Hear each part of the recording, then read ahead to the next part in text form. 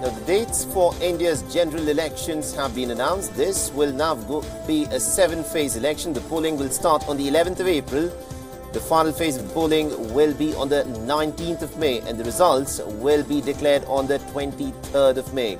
Now, the assembly election dates for Jammu and Kashmir will be announced shortly. Remember, the state is currently under President's rule.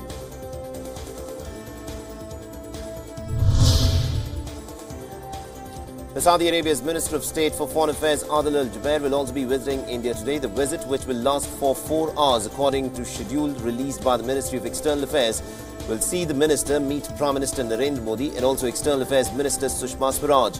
Now, this, of course, will be the second meeting between Sushma Swaraj and Adil Al-Jubair in the last 10 days.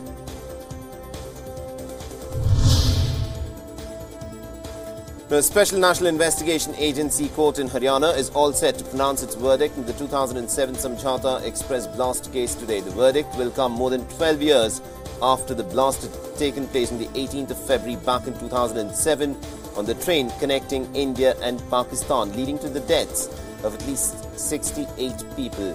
Now, in its charge sheet, NIA has named 8 people as accused, out of which only 4 will appear before the court today. Now, the alleged mastermind of the attack, Sunil Joshi, was killed reportedly in December 2007. The other accused are still absconding, despite the fact that it's been 12 years since the case happened.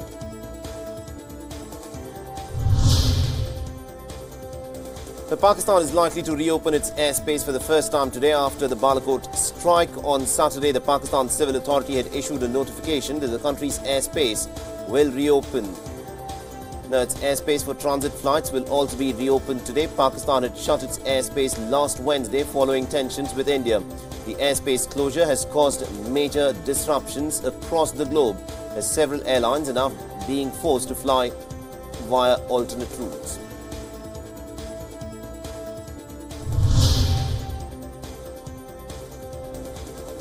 The thousands of Tibetans in India marched on the streets to mark the 60th anniversary of the 1959 Tibetan uprising against the Chinese occupation.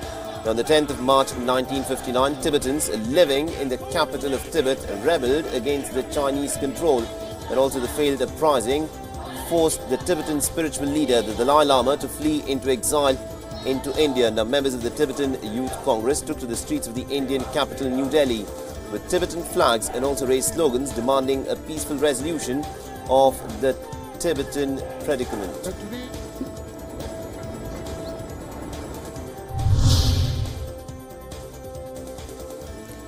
In the second deadly Boeing 737 MAX accident in just a span of the last 5 months, Ethiopian Airlines flight en route Nairobi crashed, killing all 157 people on board, including 4 Indians.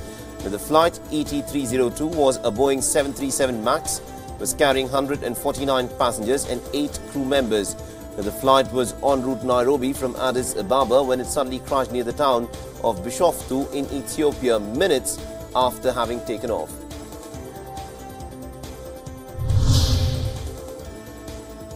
And rescuers are continuing their search for the black box of the aircraft that crashed near the Ethiopian town of Bishoftu. The massive impact of the crash has created a huge pit 10 meters deep with a diameter of almost about 50 meters. Rescuers have been able to retrieve some remains of the aircraft. The wreckage was scattered in an area as large as 10,000 square meters.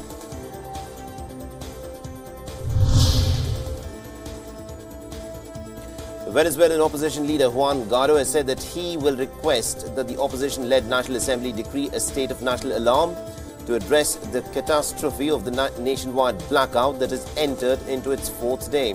Now, speaking to journalists, Juan Guaido has severely criticized the Nicolas Maduro government's response to the crisis for failing to explain as to what actually was going on. The Venezuelan authorities have managed to provide only some patchy access to power since the outage began on Thursday.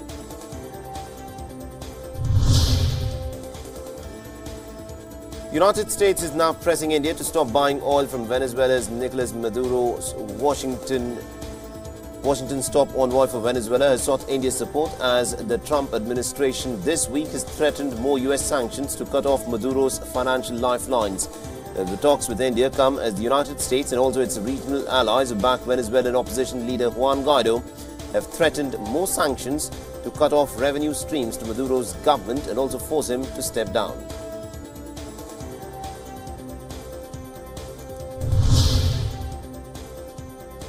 The former Catalan President Carles Puigdemont, living in self-imposed exile in Belgium, has announced that he will be running in the May 26th election to the European Parliament. Carles Puigdemont, who is 56 years old, had fled Spain back in October 2017 after Madrid had imposed direct rule on Catalonia.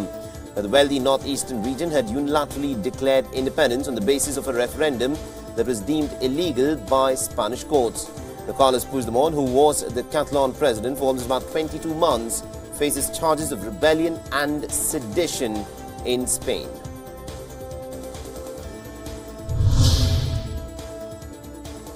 The US-backed forces fighting the so-called Islamic State group have resumed their attack on the last area that is held by the extremists. And now a spokesperson for the Kurdish-led force has said that the deadline for the ISIS to surrender has in fact ended and the attack will begin.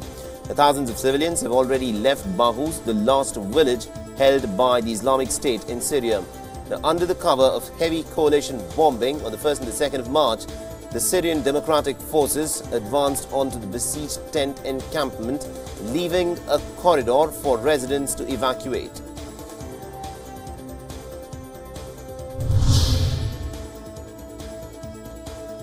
Dozens were killed and hundreds displaced during the ongoing fighting between the Houthi rebels and the tribal fighters in the northern province of Hajar.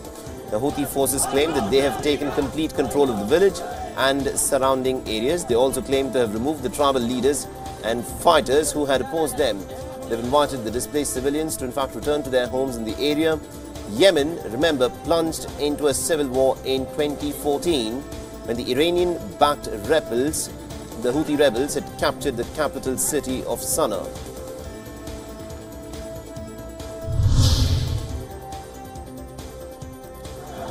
Several hundreds of high school students took to the streets of Algiers to protest against the Algerian President Abdelaziz Bouteflika's decision to seek a fifth term. The students marched through the center of Algeria's capital and gathered in the Grand Post Square. Peaceful marches against Bouteflika, who has been in power since 1999, broke out after the 83-year-old president, who has been incapacitated after a stroke, announced that he will be contesting for a fifth term at the helm of affairs.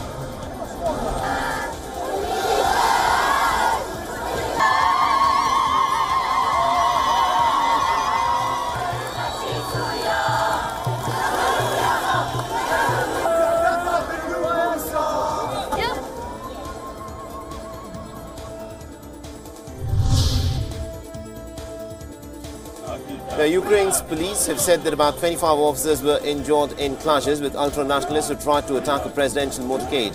19 police officers were also hospitalized after supporters of a far-right National Corps party tried to block the president's motorcade and also accused the government of corruption. The incidents have further exacerbated tensions ahead of the presidential elections on the 31st of March in a country that was plagued by graft scandals and also an ongoing conflict with pro-Russian separatists in eastern Ukraine.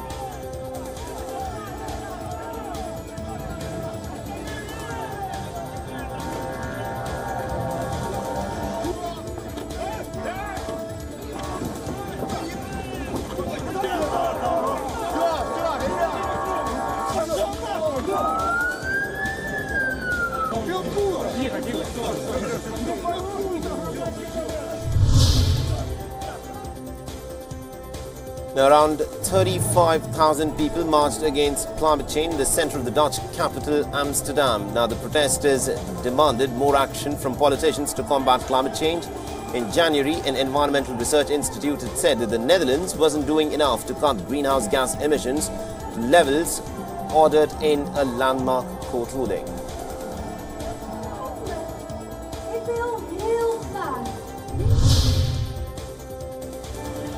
Several thousand people have rallied in Moscow to protest the legislation that they fear could in fact lead to widespread censorship of the internet for Russian users.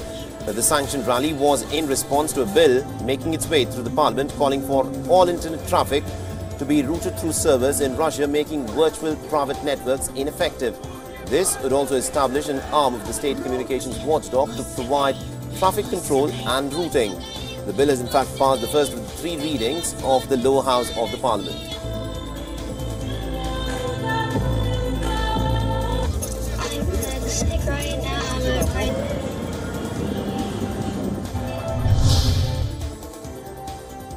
Now, a bus exploded in central Stockholm, causing the vehicle to burst into flames and send plumes of smoke high up in the air.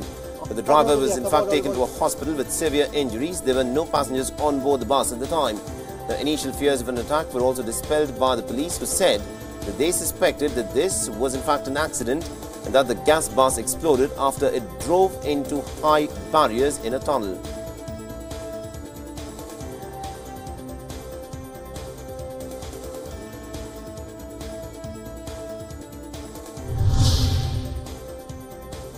The Turkish President Recep Tayyip Erdogan has accused a women's march in central Istanbul of disrespecting Islam by booing the Islamic call to prayer.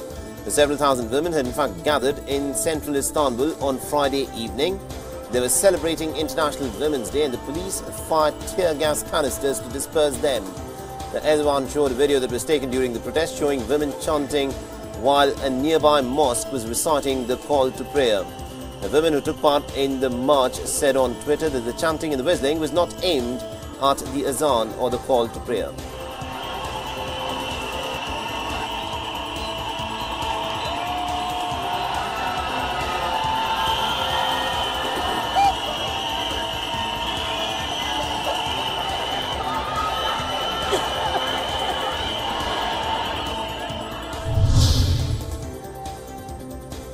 Germany's foreign minister has spoken out against Turkey's decision to expel 3 German journalists. He said that the decision was unacceptable and that he will campaign against it. The reporters were given 10 days' time to leave the country. It is thought to be the first time that Turkey has formally rejected the accreditation of foreign journalists. It has reignited concerns over a clampdown on press freedom in Turkey. Dozens of Turkish journalists have been jailed for alleged links to a group that the government blames for a failed coup attempt in July 2016.